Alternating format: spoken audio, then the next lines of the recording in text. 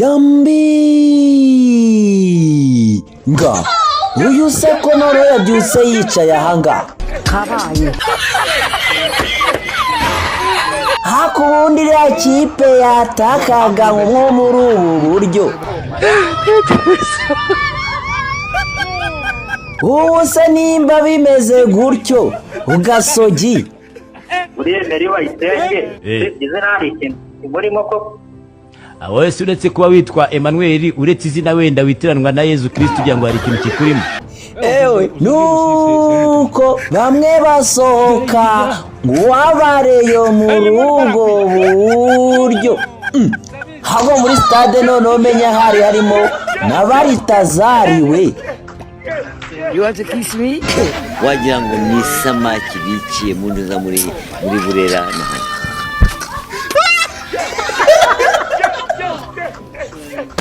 bega comment umutoza nawe mu kiganiro n'itangazamakuru ati ndatekereza ko muzabona umutoza mwiza uzigisha abakinnyi banyu gutsinda ibitego urumva nshuti hagano nkwereka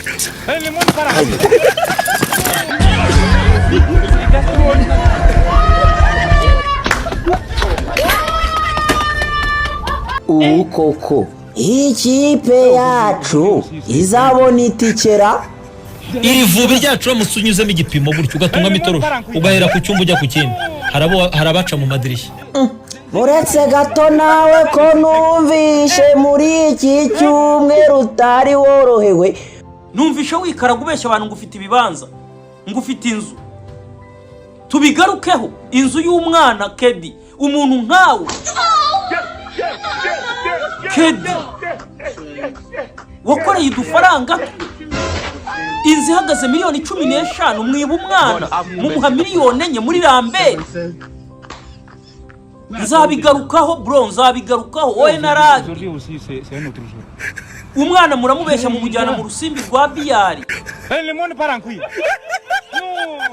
bakajya barara bakina biyari we naragi ageza aho murya miliyoni 2 n'igice urazimuha ufata Lambert mubwira wakugurije indi mubwira kugurisha miliyoni n'igice kugira ngo zibenye ni inshuti yanjye ntago namuvuga reka mureke ne kumushyira muri duel wakwibaza ibyo byabaye ryari antagize gutya yikoza live yo nyuma yo kumwita rurya aragenda asebya bamutangazaji ba Leonidas basamuka renzi uwo mutangazaji utuka so wirirwagaho so wirirwa guryamye ntiwavaga gukora aho ngaho ukagenda si wafatiraga irigara ubugari Abdul yatekaga si bwo waryaga haryo guri marayika wowe nge twari duturanye nayo hariya mu gihogere narasaga nagusangaga kwa mutangazaji buri kanya ni wabaguri umukozi wa mutangazaji bitaga Abdul ubugari yatekaga niwe wa mbere wabukataga my friend yewe amabati yaragutera gikira abaturage barabyara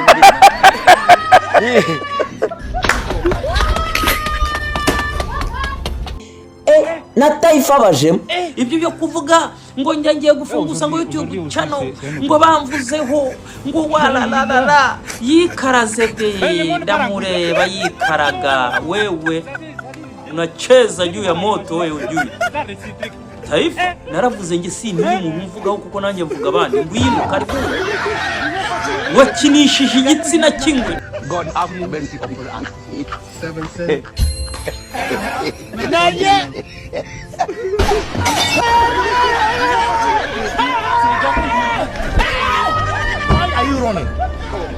mugihe amatiku yari yose mbona n'akazungu disi yamaze gusezera kuri radio disi ariko ibyo simbitinda muri ako kanya numva Taifa akomeje gutanga ukuri ngiye kumva numva ati burya se tuzane n'inkuru y'ukuntu washatse gufata ku ngufa neti mugabo nk'ubukaba witegereza nsaba ibigambo mba nahurutiye kuva mu gitondo kuva ikiganiro cyatangiye kavuga ati wowe mbega ukuntu mu Rwanda dufite abasore bahe nanjye mbazemo ndidekara ejo nimwumva nakoze ikintu runaka ntimuzatungurwe nagutungura ngakora ikintu kitabaho ukahita uvuga ati yesu ubu hari umuntu twawuburana tugashinga urubanza ariko uburana ngo sabe n'imanza bari tazariwe n'isi y'izishimo gusa n'umugore n'ibyishimo by'igihugu God have mercy upon us. 7 cents.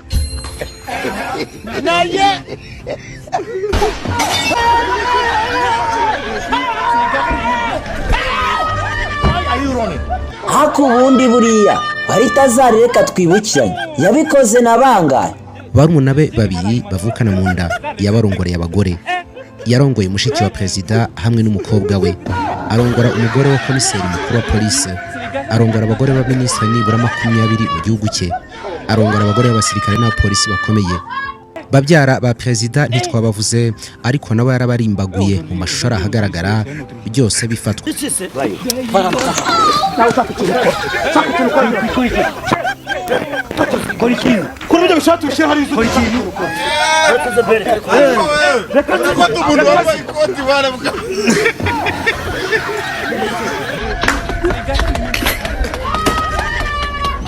ko nabonye n'umugore we bamwanjamye azira ko nawe hari video yagiye hanze arimo aragira ninde uri kuryamana nawe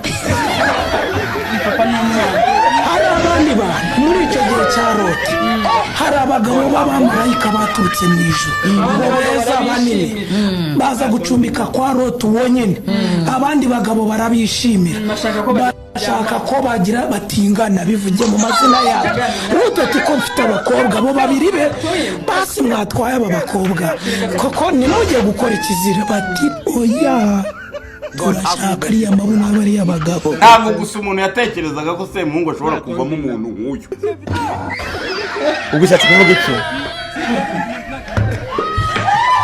ibyo bintu nibyo mu myaka 1000 bingahe kandi bivuze ko muri biriya batabyigisha nawe wajya hariya ngo abisome atubwire ibi bintu turimo ubu ngubu aho bituruka nibyo mu myaka 1000 bingahe biri kugaruka ubu ngubu ngo abakobwa ku bakobwa abahungu ku bahungu ngo abagore ngo bari gushaka abagabo kasikurumba kariko navutse gore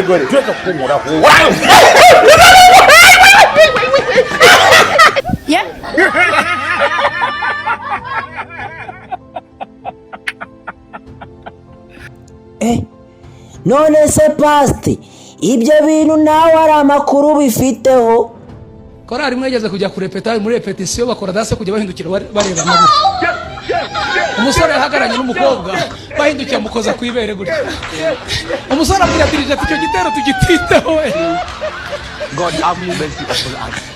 7 cents.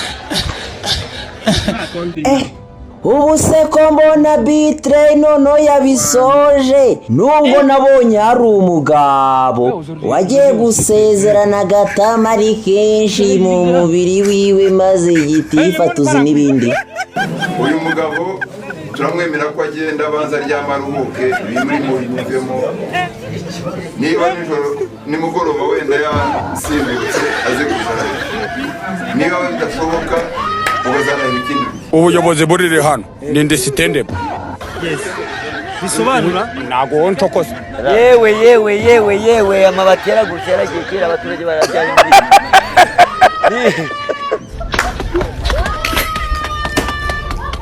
harya Scovi papa wawe byifashe gute papa wanjye muvuga buri munsi ku manywa na nimugoroba ni umugabo mwiza mu buranga mu mico no mu myitwarire akaba umunyagitsuri n'ubu yampamagaye ku cyumweru kuko twamenyere ko tujya gusenga ndi mu rugo ishyiramo indirimbo ngo yumve ko ndi ku rusengero umuhanzi mwiza twese bavuga ngo n'ubu ikintu kintangaje mwarimu wanyu yahagurutse nimwakoma amashyi kandi niwe uzabagira bo muri bo hanyuma The Ben uririmba ko asinzira akabura ibitotsi mwamuhaye amashyi ariko tukira mu kanya amanota y'abanyeshuri arashyirwa hanze none rero waba warize ariko ugacikiriza amashuri yawe cyangwa ufite diploma ariko itakwemerera kujya muri kaminuza igisubizo ni Wisdom Academy tugane tuguhugura umwaka umwe gusa ubashe gukora kandida libre mu mashami yose wifuza tubagira kandi inama ku byo ushobora kwiga cyangwa wakora akazi kawe kakagenda neza career guidance tugane hafi ya sitasiyo kuri Sainte Famille cyangwa uduhamagare kuri 0788 Wisdom Academy. Wow, the future is now. Ku mihanda hari byinshi nuko nzova bateruye isengesho ati Mana ishobora byose nkweretse umuvandimwe wacu Amagi the Black aho yakuye Imana imukubire inshuro 10 nibura kandi Imana ari hano Rwamagana ntabwo ari kavukiye wahanga yatutse mu mujyi wa Kigali aho yavukiye hano abahiri bashaka kumuroga ugasanga barozi isambuye niyogere kwezi bijumba Mana no ushobora byose niwe uzazurara utambagira ubutaka bwiwe uburinda ku buryo nufatiramo umujura umumwereke rwose abe yamubomora ku bwa Yesu Kristo umwami wacu amen. agiterera isengesho nuko Austin abayipostingiye baga uwitwa Guma mu rugo ati twizere ko zitabishye nka za ndirimbo zawe. Austin ati kandi arizo batereteho nyoko.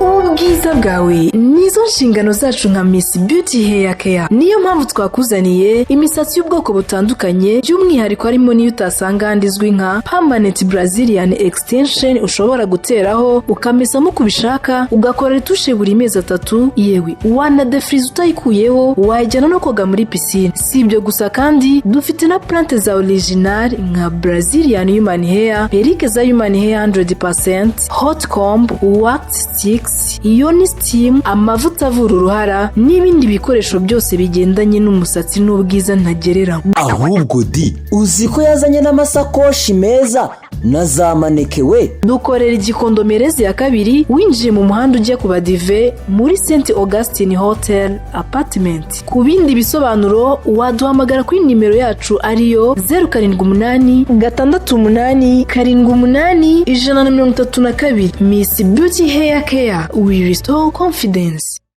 None se na Deveni iyi plante niwe yayikuye di. Availability is the best liability. Young ladies. Ako ngubu madamu umunyamakuru yarimo aratekereza iki? Rero ndabona ari isoko ryaremye abasazi. Cy'abasazi baremye isoko ryaremye abasazi. Umusazi yaremye isoko. Umusazi yaremye isoko. Mama papa. Sabaritse nk'ivugira reka tujyane gake. Ntabwo tujyana twaza. Reka tujyane gake. Hano tujyana peti. God have mercy upon us. It's 7 cents. Uretse gato wumve. Vraiment iyi niyo cano ngezeho rwose bagabura rwose. Bavuze haca mungu muragabura. Abandi kugabura wapi? Bavuze rwose abandi rwose. Abandi haba no kuri cano nagiye nyuraho zitandukanye. Hano nayo naryo special nk'izi. Ujya gato kumedia niyo cano ya mbere igabura hano. Hari agacano ejo bundi kanguriye muri special. Sagacano koko. Muri special w'icyata. yewe amabati yaragutse yaragiye kera abaturage barabyara. Hako ubundi uzi guteka? Abantu mujya musonga kawunga ukayiteka nk'uri guteka ubugari. Ntabwo ariko bimeze, urayireka igashya kuko kawungi idahiye. Mushobora kudiyara urugo rwose. Kajya rwose no gutakurirwa uzana uburisho kawunga yanjye ngewe yakamwana wanayiriraho. Okay, reka tukureke rero turebe imaze gushya byagenze biti.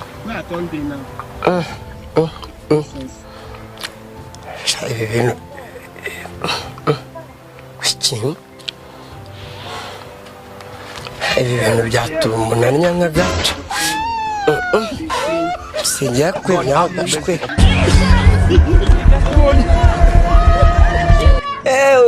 N'ibimaze ibizi biri kuri iyi mihanda. Akose ubundi wowe Kabi urabizi? Ntabwo ndi mu bantu bazi guteka nyine n'abanatetse ubunyobwa gusa. Abantu baravuga turiya mugabo tazi guteka. Wabyigiye he? Oya ni ukuvuga ngo njye nize otoro. Uwize iki? Ko muri ibigo. Oya none se none njye ndumva. Oya otorori.